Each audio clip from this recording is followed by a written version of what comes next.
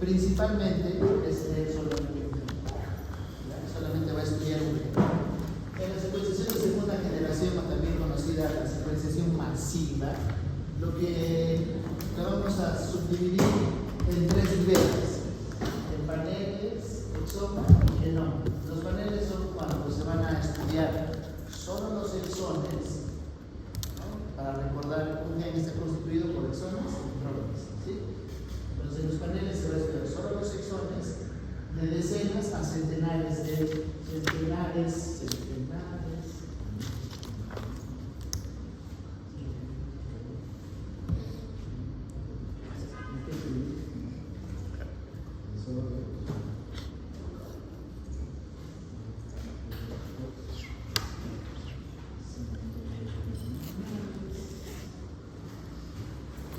Cientos de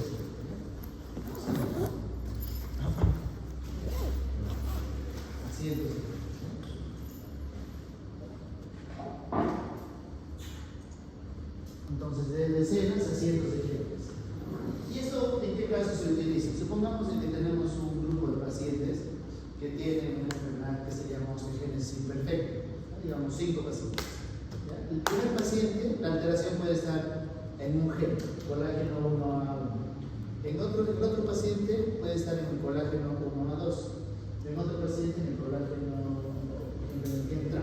¿sí? Entonces, en una misma población tienen características clínicas similares, iguales, pero los genes son diferentes.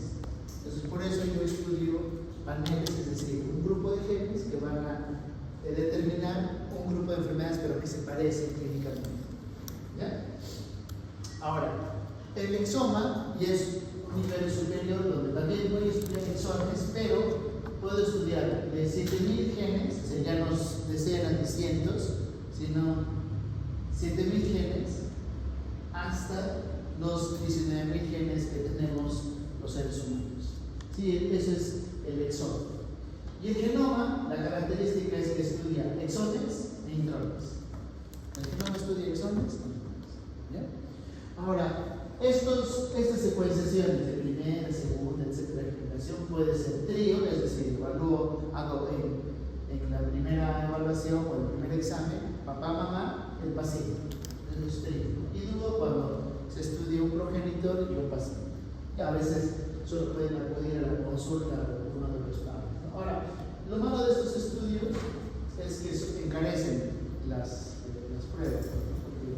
Imagínense, un estudio puede costar $500, $1,000 y hacerlo por 3, ¿no? Encarece. Entonces, esto se utiliza cada vez menos, ¿no? En la práctica clínica. Pero existen estos tríos. Bien, conceptos. Homocigosis significa cuando las variantes están en la misma posición y en ambos alelos. Entonces, hemos hablado, tenemos de cada uno de nuestros genes, tenemos 2 copias, es decir, o 2 alelos, ¿sí? En término biológico, médico, es 2 alelos, ¿sí? Entonces, una homocigosis es cuando ambos alelos de un gen determinado están comprometidos, pero la variante está en la misma posición, en el mismo lugar, ¿sí? La misma posición, en el mismo lugar.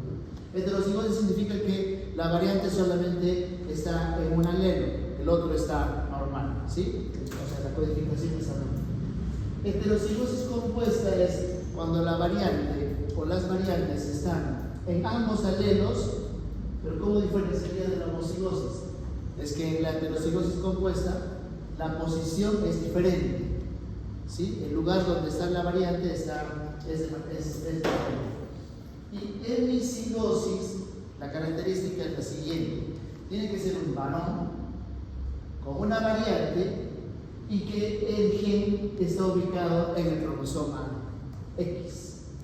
¿Sí? Eso es hemicigosis, porque los varones solo tenemos un cromosoma X. Entonces, por eso, si es que se encontrase una variante en un gen que está ubicado en el cromosoma X, se denomina como hemicigosis. Ya. Trucos para encontrar si esta variante es no-sense, missense o friendship, ¿sí? Primero, no-sense hace que la proteína sea más corta. Supongamos que una proteína tiene que tener esta longitud. Entonces, una variante no-sense hace que la proteína sea más corta. ¿Por qué? Porque va a aparecer un codón stop o un codón de parada. ¿Y cómo yo reconozco si esto es un codón de parada? Voy a buscar en mi nomenclatura la nomenclatura de la proteína. ¿Y cómo reconozco la nomenclatura de la proteína? Pues va a aparecer la P, ¿no? El aminoácido, el lugar donde está ocurriendo la variante, y ustedes van a ver este código que significa terminación, ¿ya? T o terminación. Entonces, si ustedes leen T, ¿no? P, número, etcétera, y T, significa que es una proteína que es mucho más corta, y por lo tanto, eso es una variante non-sense o sin sentido, traducido al español, sin sentido, ¿no? En el ADN no va a haber una característica, ¿cómo yo puedo diferenciar? O sea, ¿cómo diferencio? Repito, mirando la proteína. Otro error.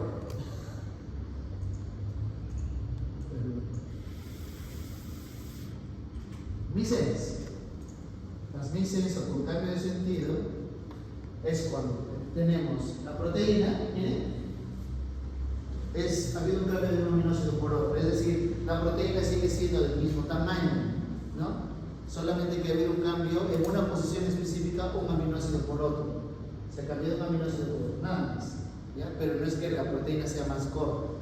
Y en el ADN también va a ser igual, ¿no? O sea, la codificación va a ser, en este caso, 861, en la posición 861, y un cambio de citosina por timina. Y friendship, ustedes van a reconocer de la siguiente manera. Se van a ir a buscar en el ADN el código, en el ADN codificado. Porque igual en la proteína no van a ver ningún cambio, no van a poder diferenciar, ¿sí? O sea, si yo veo esta friendship con la missense, es muy parecida la codificación en la proteína. Pero la diferencia es que en el ADN, cuando ustedes vean la C, que es el ADN codificante, van a ver las abreviaturas de DEL, DU o INS, que es de lesión, duplicación o inserción. ¿Por qué se llama friendship o con cambio de lectura, con cambio de marco de lectura? Pues supongamos, el marco de lectura es la secuencia de aminoácidos, ¿sí? O sea, alaninas, timinas, citosinas, etc., ¿no? De tal manera que en el cambio del marco de lectura, supongamos que el cambio está ocurriendo en esta posición.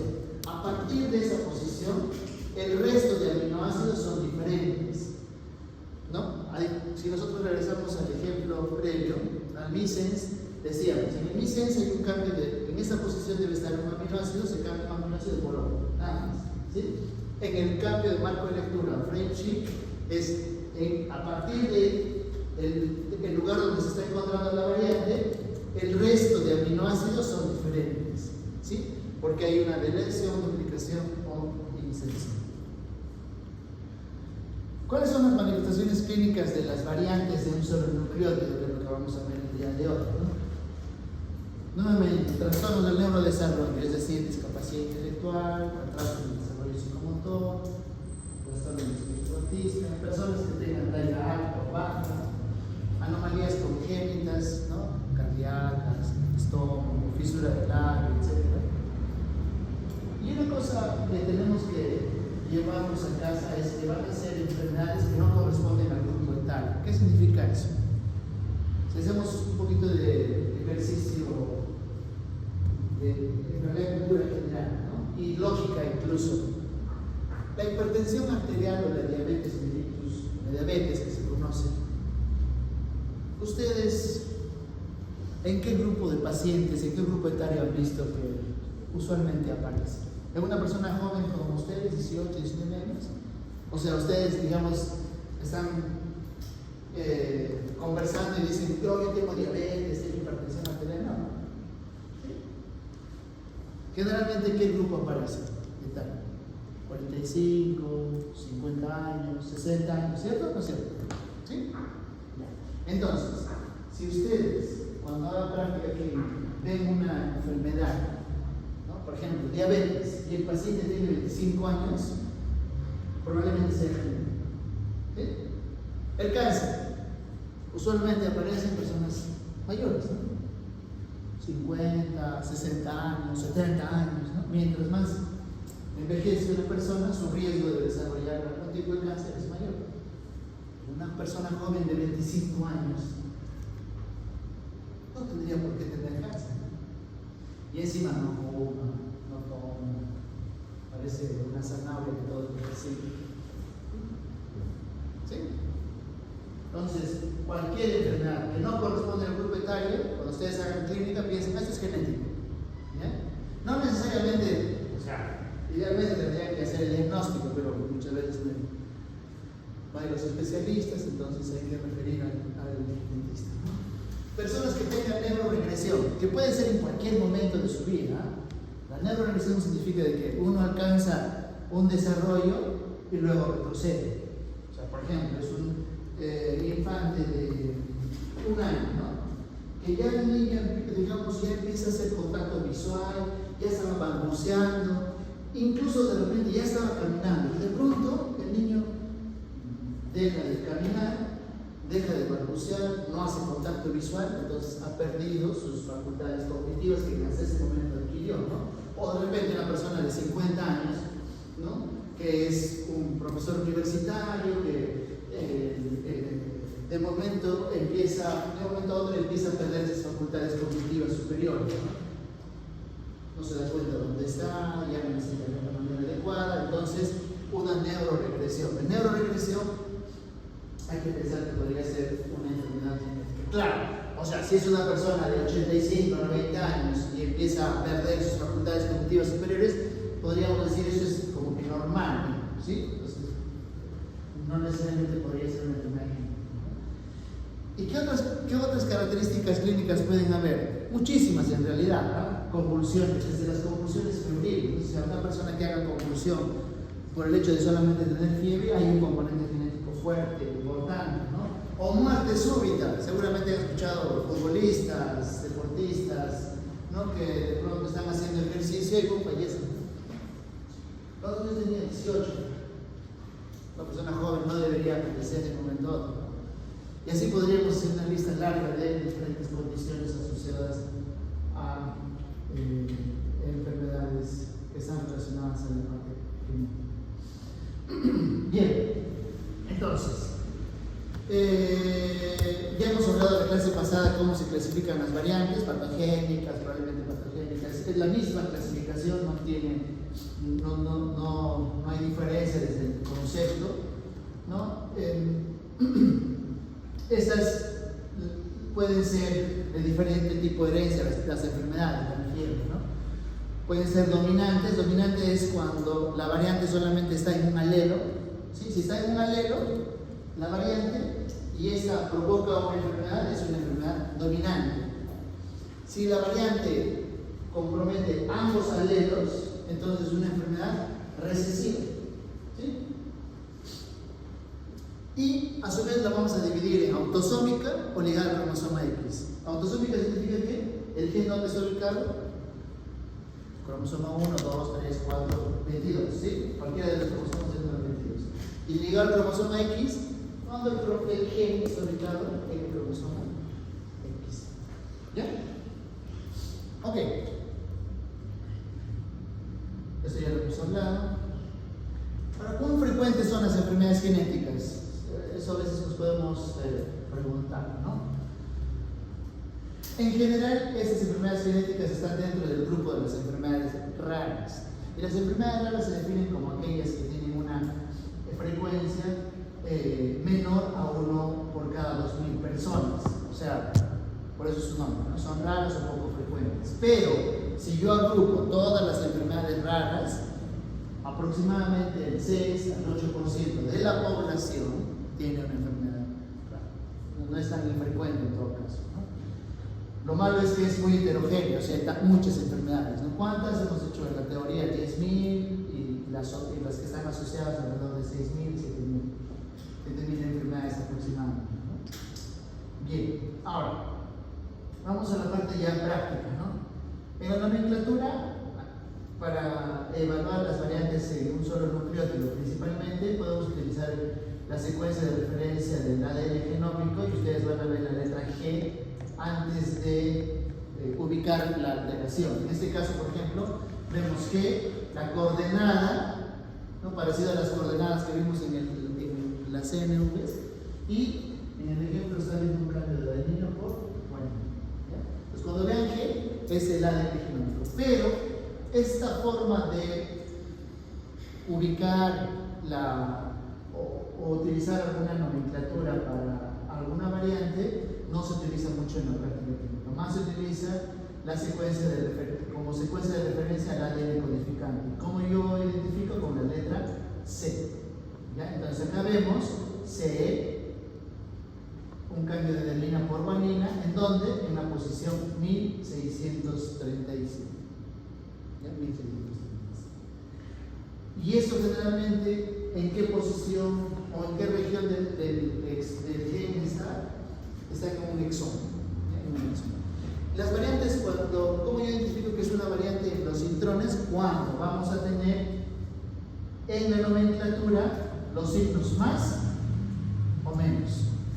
O sea, ustedes cuando vean en la nomenclatura y están evaluando C, ¿no?, es el ADN codificante, más o menos significa que la alteración está en la región intrónica.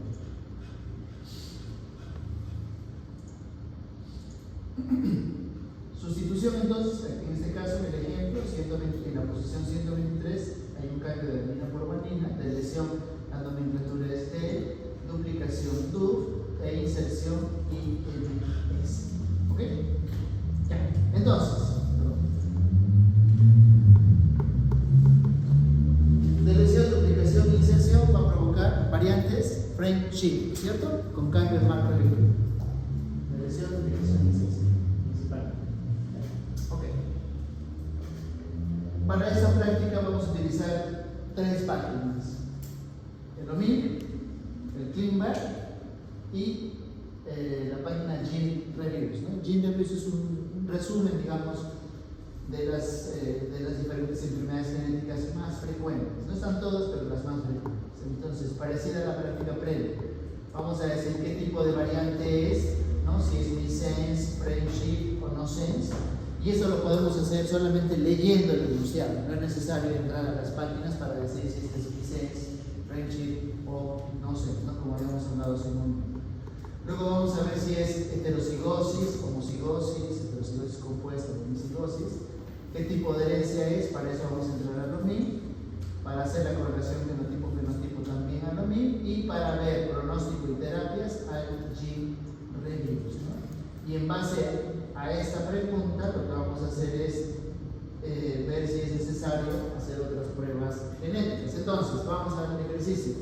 Es un paciente varón de 9 años, con talla alta, es decir, lo tallamos y está por encima de los percentiles con relación a su edad y el sexo, ¿no?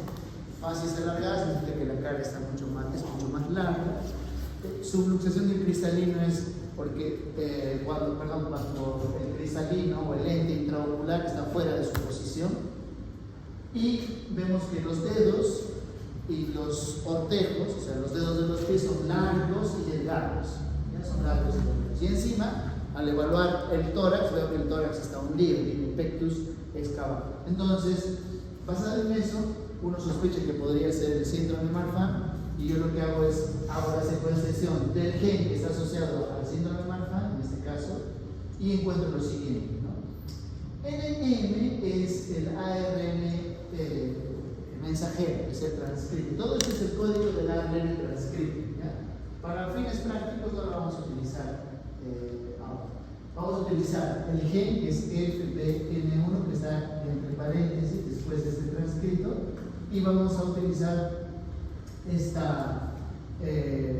cambio. En el ejemplo vemos en la posición 8056 un cambio de adenina por citosina. Mirando solamente esto, a ver, la proteína, hay un cambio de cisteína por arginina. Y mirando esto es missense, no sense o frame shift. Mirando estos dos códigos, el ADN codificante y la variante en la proteína. ¿Qué es? ¿Missense? ¿Frame shift? ¿O no sense?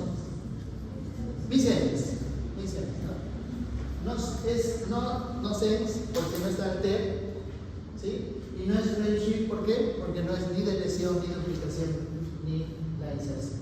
¿Ya? Igual esto lo podemos comprobar en el clean bar, ¿no? En el clean bar y en el clean bar. Nos centramos acá. Escriben ustedes clean bar. Para eso, muy parecido a la clase pasada, solamente van a escribir sin paréntesis B1 C, el lugar donde estaba ocurriendo la variante y luego cuál es esa variante. Pues acá vemos, es una variante patogénica, miren, patogénica. Lo que les decía hace un momento es una variante missense y está asociada.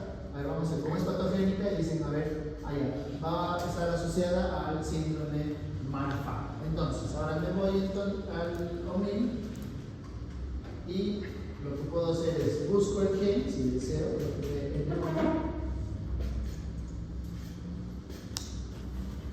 y como en la clase pasada les decía, no necesariamente un gen siempre está asociado a una enfermedad, puede estar asociado a diferentes enfermedades. A diferentes enfermedades. E incluso de fenotipos distintos en ese caso. Por ejemplo, esta displasia acromítrica significa que el paciente tiene una talla bajita y el síndrome de Marfan tiene talla alta. Mismo gen, diferentes fenotipos. ¿De qué depende? Habíamos hablado la clase pasada, depende del lugar donde está la variante, ¿sí? El lugar donde está la mutación. Entonces, ya, ok, hemos dicho de que según el ClinVar me dice que esa variante está asociada a Marfan. Facilita, ¿no? Porque ya nos está diciendo cuál es el fenotipo. Entonces vamos a Marfan, le doy clic y igual, sinopsis clínica, veo talla alta, la cara larga, tiene problemas en el cristalino, ¿no? Ectopialentis, los dedos largos y delgados, a la condactilia, el pectus excavatum. Ok, entonces, ¿hay correlación fenotipo-fenotipo? Sí, ¿no es cierto? ¿Qué tipo de herencia es? Dominante. Y por último, lo que voy a hacer es ir al Gene Reviews, como ya tengo el síndrome, voy a ver un poco de pronóstico y tratamiento. Entonces, escribo Marfan, lanzo la búsqueda, acá está Marfan, y no es necesario leerse todo esa página, solamente, igual, para cuestiones prácticas, podemos leer solamente el resumen. Entonces, acá vemos, estos pacientes pueden hacer con el tiempo, por ejemplo, una dilatación de la aorta normal, e incluso esa aorta llegar al momento que pueda reventarse, lo que se conoce como aneurisma de la aorta. Ese es su pronóstico de estos pacientes, es que puedan hacer aneurisma de aorta. ¿Y cómo yo puedo tratar? Puedo tratarlos con algunos medicamentos para disminuir la presión arterial. ¿Y eso dónde está escrito? Acá, ¿no? En el manejo. Sí, no es necesario que ustedes pongan la dosis, pongan el tiempo, sino simplemente de forma general decir, bueno, se puede tratar con medicamentos, por ejemplo, en este caso para disminuir la presión arterial y evitar el riesgo de que la aorta se dilate y pueda provocar la muerte, ¿no? Tienen que ir al oftalmólogo porque tienen problemas a nivel ocular y puede ser incluso otro tipo de complicaciones.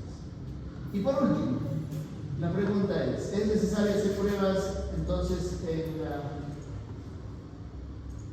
la familia? ¿En el paciente? No. ¿Y en la familia? Probablemente dependiendo de las características de los padres. ¿Sí? Listo. Entonces, caso 1, caso 2, caso 3. ¿Ya? Tenemos media hora. ¿Qué caso? Caso 2. No, caso 1. ¿Qué se hace? ¿Ah? ¿Qué se hace? Hay que leer el caso, buscar y hacer lo mismo, pues si determinando. Ok. Ok. Sería primer paso. Ya.